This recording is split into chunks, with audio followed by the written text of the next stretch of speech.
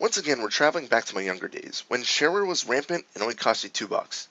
And as such, once again I bring DOSBox to use, as the next game I take on is called The Invasion of the Mutant Space Bats of Doom. It's very simplistic in nature and takes the shape of a vertical space shooter. It's not the hardest game in the world, but it's in no way easy. Let's just say that my first run sucked hardcore. Second run I was able to finish the game, but it does get very hard later on. First, let's talk about the game's easy to understand story. You're a pilot of some sort of space vehicle, and on your way back to Earth, you encounter the mutant space bats of doom, which are supposedly very dangerous. Being the faithful guy you are, you attack them to stop them from bombarding Earth. This is done in 3 levels, which are separated into multiple rounds. Your progress is highlighted in green on the right bar, so you can always tell how close you are to completing the game. All in all, it'll only take you about 20 minutes to complete it. The key thing with each level is that each is identical, other than the difficulty, which means the amount of projectiles the bats fire at you and the amount of bats you'll actually be taken on increase every time. If you fail, you get 3 continues, but after those are gone, it's back to level 1. Thankfully, it's very easy to get extra lives.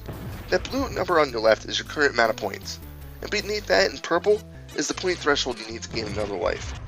If that's not enough, if you collect 6 purple gems, you get an extra life as well. They will stack beyond the displayed 4 lives, so don't worry about wasting extra lives. Speaking of gems, let's move on to the power-ups. There's a total of 5 different colored gems enemies will drop. I've already mentioned the purple ones. The red ones will give you an extra bullet to your shot, up to 5 spreading shots. The green gem will increase the speed of your bullets. The blue gem isn't shown very often, but it will slow down the playing field so you can easily pick off enemy bats. Finally, the white gem gives you mega power, otherwise what I like to call overkill. It will allow your bullets to destroy anything in its path and not stop when it hits a bat. Other than the purple gems, each of the power-ups are only used on a time limit, so they'll disappear after a few seconds. The green and red power-ups are stackable, but will decrease in level if you don't collect other ones. In other words, if you don't grab red or green gems when you can, your firepower will downgrade slowly back to your default ability.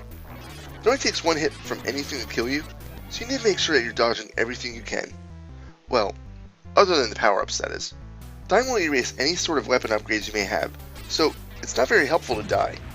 Upon saying that though, most of the bats will only take 1 hit as well before they die.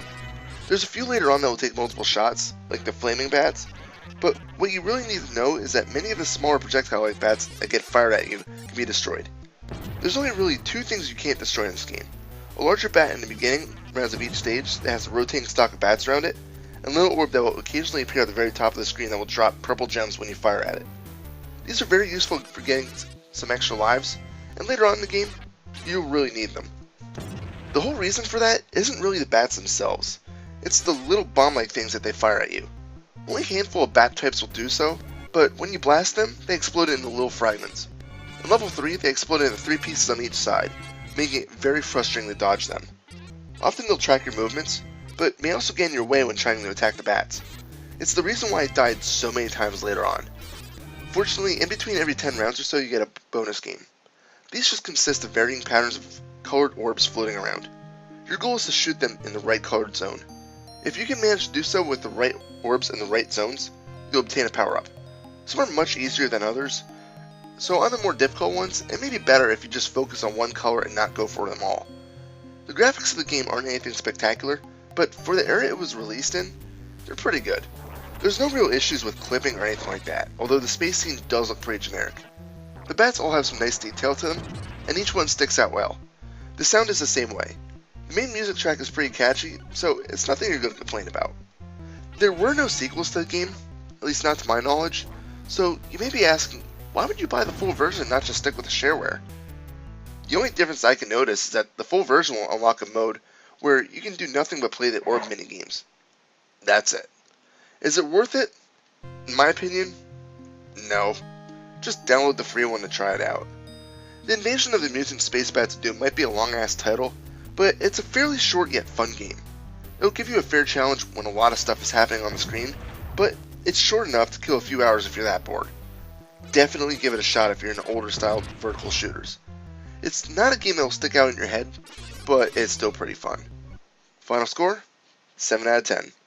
This is Reaper. Happy fragging.